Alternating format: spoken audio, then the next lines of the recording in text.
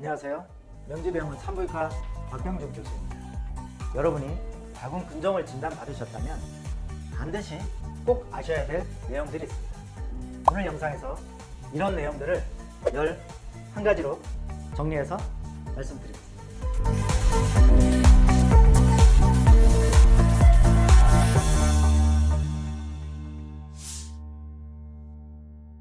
자, 꼭 아셔야 될 첫 번째, 자궁 근종이란 과연 어떤 질환인가? 매우 흔하면서도 충분히 치료가 가능한, 걱정할 필요가 없는 질환입니다. 자궁 근종을 진단받고 뭔가 찜찜하고 걱정되고 이런 분들이 많으실 텐데, 일단 자궁 근종은 감기처럼 흔한 질환입니다. 40대 이후에는 50% 이상에서 자궁 근종이 발견되고, 또 심지어 발생률이 70에서 80%까지도 높다는 연구도 있을 정도로 흔한 질환입니다. 그런데 이 자궁 근종은 양성복으로 사람이 죽지도 않고 다른 곳으로 전이도 되지 않고 또 암으로 발전할 가능성도 0.1% 미만으로 극히 낮습니다. 그리고 대부분의 경우에는 증상이 없는데, 만약에 증상이 좀 심하더라도 치료가 충분히 가능한 질환이기 때문에 걱정하실 필요가 없습니다.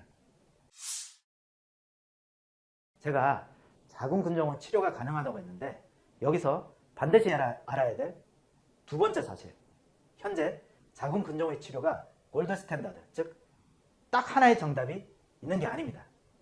환자가 처한 상황과 환자의 필요에 따라서 치료에 여러 가지 옵션이 있기 때문에 이 자궁 근종이라는 질환은 의사가 이렇게 하시면 됩니다 라고 해서 그냥 무조건 따라가는 질환이라기보다는 환자 본인이 질환에 대한 이해도를 높이고 치료에 영향을 미치는 것들에 대해 공부를 좀 하셔서 의사와의 상담을 통해 최선의 방법을 찾는 그런 질환입니다. 그래서 저희가 영상에서 꼭 알고 공부하시라고 이 영상을 만든 겁니다.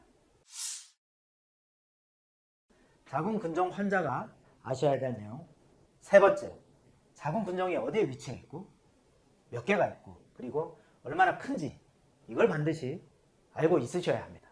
먼저 자궁 근종의 위치에 대해 설명드리자면, 자궁 근종이 발생한 위치에 따라서 장막하 근종, 자궁 바깥쪽에 위치한 근종을 말합니다.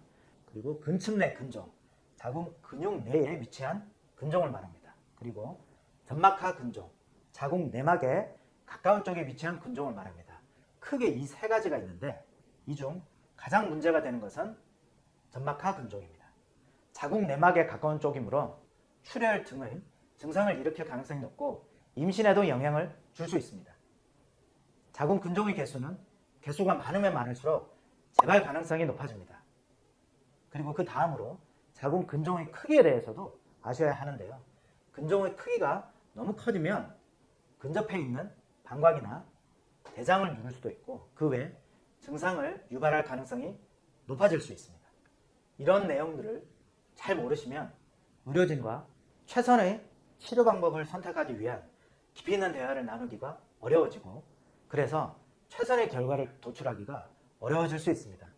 그래서 이런 내용은 반드시 꼭 알고 계셔야 하고, 이런 내용을 처음 진단받을 때부터 꼭 기록해두는 습관을 들이는 것도 중요하다 하겠습니다.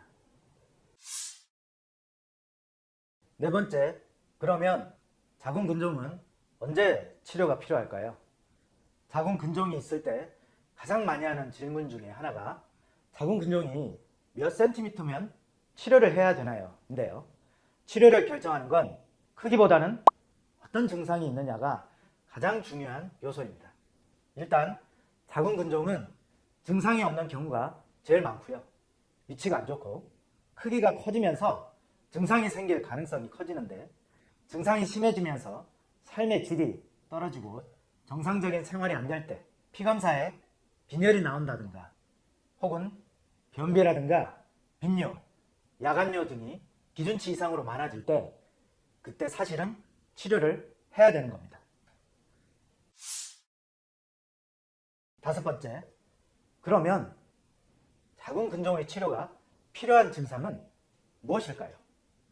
치료가 필요한 자궁 근종의 증상은 심한 생리통, 그리고 심한 생리혈, 비정상적인 출혈을 동반한다든가 피검사에 나오는 빈혈, 월경불순, 골반통, 골반 압박감 또는 성교통, 복통, 허리 통증, 빈뇨, 변비 이렇게 수많은 증상들이 있습니다. 이런 증상이 심해져서 일상생활에 심각한 영향을 미칠 때 치료를 받으셔야 합니다. 그런데 이런 증상을 일으키는 질환들이 꼭 자궁근종만이 아니기 때문에 비뇨기과라든지 정형외과, 내과 등에서 필요한 부분에 대해 감별 진단이 반드시 필요합니다.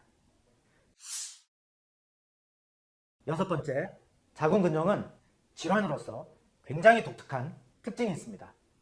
50세가 넘어 폐경이 되면 좋아질 가능성이 높다는 것입니다. 자궁근종은 어떻게 보면 질환으로서는 정말 좋은 특징이 있는데 우리가 알고 있는 거의 대부분의 질환은 사람이 늙어가면서 악화되는 측면을 갖고 있지만 자궁근종은 50세 정도 나이에 폐경이 되면 오히려 좋아지는 특성, 그러니까 근종의 크기가 줄어들거나 크기가 커지는 게 멈추거나 하는 이런 특성을 가지고 있습니다. 그래서 어떻게 보면 본인이 처한 상황에 따라서 폐경에 가까운 나이가 됐다면 폐경까지 잘 버틸 수 있으면 잘 버티는 게 치료의 1차적인 목표가 될 수도 있습니다. 일곱 번째, 자궁근종 검사는 그러면 어떻게 할까요? 자궁근종에 가장 많이 하는 검사 방법에는 아시다시피 초음파, CT, MRI가 있고 이 외에도 보다 더 정밀한 검사들이 있기는 하지만 여러분이 그 검사까지 아실 필요는 없고요. 일단은 초음파, CT, MRI 검사를 하면 자궁근종의 위치와 개수, 크기 등을 검사할 수 있습니다. 이 중에서 제일 정확한 검사는 MRI인데요. 가임 여성이 자궁을 보존하고 자궁근종 제거만을 목적으로 MRI를 찍는다면 일회에 한해서 건강보험 적용이 가능하니까 이거는 꼭 아시고 MRI는 필요할 때 꼭 찍으시는 게 좋습니다. 그런데 우리나라는 병원의 접근성이 너무 좋기 때문에 이 병원 저 병원을 옮겨 다니시는 분들이 많은데요. 여러분이 병원을 이 병원 저 병원을 계속 옮겨 다니시면 자궁근종의 개수가 얼마나 많아졌고 크기가 얼마나 커졌는지를 잘 알지 못하거나 기억을 못할 가능성이 있습니다. 그래서 가능하면 처음에 마음에 드는 병원을 하나 정해놓고 그 병원의 담당 선생님과 꾸준히 상담하시면서 다니시는 게 훨씬 좋습니다. 만약 병원을 옮기셔야 하신다면 그 전 병원에서 검사하신 자료들을 충분히 확보해서 그런 상태에서 병원을 옮기시는 게 성공적인 치료를 받는 데 도움이 될 것입니다. 여덟 번째, 증상이 심해서 치료를 하기로 결정하셨다면 치료 방법에는 과연 어떤 것들이 있을까요? 일단 자궁근종의 치료는 약물 치료와 시술, 그리고 수술 세 가지가 있습니다. 일단 약물 치료는 근본적인 치료는 되지 않습니다. 출혈이 너무 심한 분들은 피임약을 쓰는 경우도 있고 미레나처럼 자궁 내로 삽입하는 피임 기구도 있고 또 아까 폐경이 되면 자궁근종이 오히려 좋아질 수도 있다고 설명드렸듯이 이런 효과를 낼 수 있는 폐경 주사라는 게 있는데요. 이 주사를 맞으시면 폐경이 된 것과 비슷한 동일한 효과를 낼 수 있습니다. 그래서 폐경이 많이 남지 않은 환자나 수술 전 근종 크기를 줄이고 싶은 환자분들에게 단기적으로 사용 가능합니다. 이 외에도 다른 약물들이 있기는 한데 이런 약들은 대부분 부작용이 많아서 사실 많이 쓰이고 있지는 않기 때문에 여러분들은 그것까지는 모르셔도 될 것 같습니다. 다음으로 시술에는 색전술과 하이프가 있습니다. 색전술은 자궁으로 들어가는 동맥 혈관을 차단하는 시술입니다. 그런데 이 시술이 임신을 원하시는 분들에게는 자궁 기능과 난소 기능을 떨어뜨릴 수 있기 때문에 쓸 수 없다는 제한점이 있습니다. 하이프는 초음파를 집약해서 근종 부위를 태우는 것인데요. 이게 정확히 태우려다 보면 정상 조직까지 태워질 수 있기 때문에 근종 부위만 아주 정확하게 태우기가 사실 쉽지 않습니다. 그래서 재발의 가능성도 상대적으로 높고 태운 부분이 조직적으로 약해지기 때문에 사실상 출산을 고려하는 사람에게는 쓰지 못한다는 단점이 있습니다. 그 다음에 수술 종류에는 크게 개복수술, 복강경 수술, 그리고 로봇 수술이 있습니다. 수술에 대해서는 여기에서 간단히 다루고 더 자세한 내용은 저희가 따로 영상을 올릴 테니 그걸 보시길 바랍니다. 간단하게 설명드리자면 개복 수술은 실제로 배를 직접 열어서 수술하는 건데요.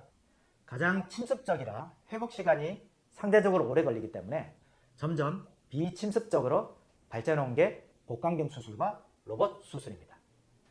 개복 수술의 장점은 의사가 직접 눈으로 보고 직접 손으로 만져가면서 수술을 할 수 있지만 배를 직접 열어서 하는 것이기 때문에 손상 부위가 크고 회복하는 데 시간이 오래 걸린다는 단점이 있습니다. 이보다 회복 시간이 빠른 복강경 수술은 기다란 튀김용 젓가락 같은 길이의 도구를 이용해서 수술을 하는데요. 중간에 휘어지지 않기 때문에 시야라든가 움직임에 있어 제약을 받습니다.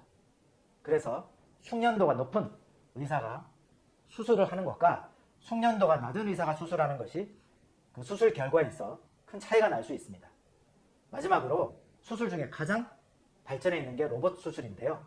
로봇 수술은 로봇의 손을 이용해 사람이 그 손을 조정해 가면서 하는데 장점이 아주 많습니다. 예를 들면 직접 내 눈으로 보고 수술하는 것보다 시야가 15배 이상 더 확대되고 입체적으로 보일 뿐 아니라 아주 미세한 동작들이 가능하며 로봇의 팔이기 때문에 꿰매는 힘도 굉장히 좋습니다. 그런데 여러분들이 수술을 받기로 결정했다면 어떤 분한테 수술을 받는 게 좋냐? 많이 물으시는데요. 수술에는 개복수술, 복강경 수술, 그리고 로봇 수술 이 세 가지의 옵션이 있는데요. 사실 이 세 가지 수술을 다 잘할 수 있는 분과 상의해서 본인이 처한 상황에 가장 맞는 수술이 어떤 건지를 찾는 것이 가장 좋습니다. 뒤에서 또 말씀드리겠지만 임신을 계획하고 있는 분들은 사실은 복강경 수술을 하기가 어렵습니다. 그래서 이 세 가지 수술을 다 잘할 수 있는 의료진과 충분히 상의하여 본인에게 가장 잘 맞는 수술을 선택해서 받으시기를 바랍니다. 9번째, 자궁근종의 생활관리 방법입니다. 사실 생활관리를 잘하려면 자궁근종이 발생하는 원인을 알아야 합니다. 그런데 불행하게도 자궁근종의 정확한 원인을 아직까지는 모릅니다. 그런데 현재까지 밝혀진 것 중 가장 관련성이 높다고 하는 것이 여성 호르몬입니다. 그래서 이 여성 호르몬을 증가시키지 않는 생활 관리를 하는 게 좋습니다. 여성 호르몬을 증가시키는 가장 대표적인 것 중 하나가 지방세포이므로 체중 조절이 매우 중요한데요. 이를 위해선 자연식품 섭취, 저지방 식이, 그리고 규칙적인 운동 등이 꼭 필요합니다. 그런데 이렇게 자연식품 섭취하고 저지방 식단 유지하고 운동하는 게 자궁근종 관리 방법이라고 설명을 드렸지만 사실은 이게 자궁근종에만 좋은 게 아니라 우리가 건강하게 살기 위해서도 기본적으로 꼭 지켜야 할 내용들입니다. 그러니까 자궁근종에 좋은 게 우리 몸에도 좋은 겁니다. 이걸 꼭 기억하셔서 건강한 라이프 스타일을 유지하시길 바랍니다. 그리고 환경 호르몬이 우리 몸에 들어오면 여성 호르몬과 비슷한 작용을 한다는 연구들이 굉장히 많기 때문에 환경 호르몬이 나올 수 있는 것들, 예를 들어 일회용 용기나 특정 플라스틱 제품 등의 사용을 가능하시면 피하시는 게 좋습니다. 10번째, 자궁근종과 임신과의 관계입니다. 대부분의 자궁근종은 임신에 크게 영향을 미치지 않지만 크기가 크고 임신에 영향을 줄 것 같은 위치에 있는 근종은 임신 전에 미리 계획을 잘 세워서 치료하면 성공적인 임신과 출산을 할 수 있기 때문에 이 부분을 미리 걱정하실 필요가 없습니다. 다만 출산 시 자궁이 매우 큰 압력을 받기 때문에 근종을 제거한 후에 상처 부위를 봉합을 하는, 즉 꿰맬 때는 근육이 여러 층으로 되어 있기 때문에 그 여러 층을 나눠서 각 층별로 꼼꼼하게 잘 봉합을 해줘야 됩니다. 그런데 이걸 가장 잘 할 수 있는 게 개복수술이고 그 다음에 개복수술과 거의 동일하게 정교하게 할 수 있는 것이 로봇 수술입니다. 복강경 수술은 이렇게 꼼꼼하게 층별로 봉합하는 게 사실상 어렵습니다. 그래서 앞서 잠깐 설명드렸지만 임신을 계획하고 있는 분들은 가능하면 복강경 수술로 하지 않는 이유가 출산 시에는 자궁이 엄청난 압력을 받기 때문에 혹시 모를 분만 중 자궁 파열을 방지하기 위해서는 근육을 층별로 정말 꼼꼼하게 잘 봉합해줘야 하는데 복강경 수술은 이런 자궁 근육층의 꼼꼼한 세심한 봉합이 세 가지 수술 중 가장 어렵습니다. 11번째, 자궁 근종의 재발 가능성과 해결 방법입니다. 자궁 근종은 수술이든 시술이든 어떤 치료를 받든 재발 가능성이 꽤 높은 질환입니다. 그런데 그중 어떤 사람이 재발할 가능성이 더 높냐면 다발성인 경우, 그러니까 아주 조그만 근종들이 여러 개 있는 경우에 재발 가능성이 상대적으로 높습니다. 그렇지만 자궁 근종이 재발한다고 다 수술이 필요한 건 아닙니다. 하지만 어쨌거나 재발한 사람 중에 수술이 필요해서 해야 한다면 그때마다 수술을 계속하기는 어렵기 때문에 재발 가능성이 굉장히 높다, 그리고 재발했을 때 수술이 필요할 것 같다 하시는 분들 중에서 이걸 근본적으로 해결할 수 있는 방법이 하나 있는데요. 그게 바로 자궁 제거술입니다. 그런데 자궁 제거를 하려면 최소 나이가 40대 이상인 분, 그 다음에 임신 계획이 없거나 이미 종료가 되신 분, 또 기타 다른 자궁 질환, 예를 들어 자궁 내막 암이나 자궁 내막 증식증, 그리고 자궁 경부암 등의 발생 가능성이 실제 존재하는 경우에는 자궁 제거를 고려해 볼 수 있겠습니다. 그런데 이 자궁 제거에 대해서 굉장히 걱정하시는 분들이 많습니다. 자궁 적출을 하게 되면 속설에 힘이 없어진다, 또 자궁이라는 게 여성의 상징이기 때문에 이게 없어지면 심리적인 영향을 받을 수도 있다, 이렇게들 말씀을 많이 하시는데요. 여기에 대해서는 다른 영상에서 더 자세히 설명드리겠지만 실제 폐경 이전의 여성에서는 자궁 제거 시 난소와 질은 그대로 보존한 채 나팔관과 자궁만을 제거합니다. 그래서 여성 호르몬도 정상적으로 계속 분비되고 또 부부생활도 문제없이 가능합니다. 그리고 자궁이라는 조직이 임신과 출산의 기능을 하지 그 자체로서 호르몬을 생산한다거나 하지는 않기 때문에 사실은 자궁이 있어서 질병의 장소가 될 가능성은 있지만 없으면 질병이 생길 가능성이 원천적으로 없어지는 것이기 때문에 자궁 근종 같은 질환으로 인해서 삶의 질이 떨어지고 고통받고 계신다면 원천적으로 제거도 가능하다는 것 알아두시면 좋겠습니다. 실제로 증상 때문에 계속 고통받으며 고생하시던 분들은 제거 후 굉장히 행복하고 만족하는 경우가 매우 많습니다.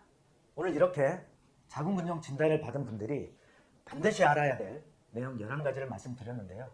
기본적으로 반드시 알아야 할 내용만 말씀드렸으니까 꼭 공부해서 기억해 두시고 추가적으로 다른 영상들도 계속 올려드릴 거니까 열심히 보시고 자궁 근종에 대해 더 많이 이해할수록 여러분이 처한 상황에서 더 좋은 치료 결과를 낼 수 있는데 많은 도움이 되실 겁니다.